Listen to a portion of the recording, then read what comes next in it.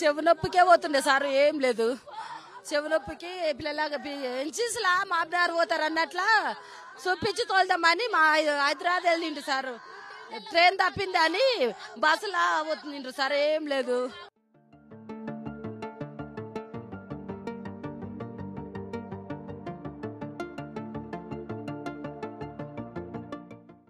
కంకర బస్సులకు వచ్చేసింది మొత్తం. గుద్దం దడివే టిప్పర్ బస్సు గుద్దం దడివే ఆ కంకర అనేది మొత్తం బస్సులోకి వచ్చేసింది. ఆ కంకర మొత్తము 10 మీద పడ్డది. మేము కండక్టర్ పక్కకున్నాం లెఫ్ట్ సైడ్.